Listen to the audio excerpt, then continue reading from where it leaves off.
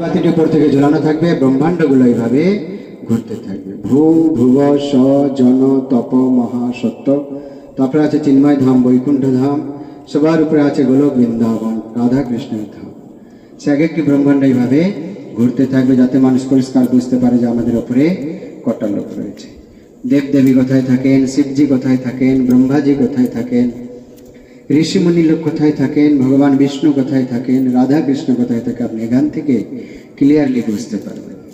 নিচে যে 7টি লোক রয়েছে, তল, অতল, ভূতল, সুতল, মহাতল, তলাতল, রসাতল, সেগুলি 3 নম্বর ডোমে থিয়েটারের মাধ্যমে বর্ণনা করা হবে। ভালো কর্ম করলে প্রমোশন, খারাপ কর্ম করলে ডিমোশন। এই জন্য এই মন্দিরের নাম দেওয়া হয়েছে TOVP, টেম্পল অফ বৈদিক প্ল্যানেটোরিয়াম। একটা অদ্ভুত বৈদিক তারামণ্ডলা মন্দির, যেটা আর কোনো মন্দিরে দেখানো হয় না। তো এই দুটো মন্দির মিলিয়ে প্রায় 10,000 লোক একসঙ্গে নৃত্য করতে পারবে। এখানে একটা অদ্ভুত ব্যাসাসন তৈরি হবে, খুব সুন্দর। ইস্কন প্রতিষ্ঠাতা আচার্য জগৎগুরু শিল প্রভুপাদজিকে এখানেই স্থাপনা করা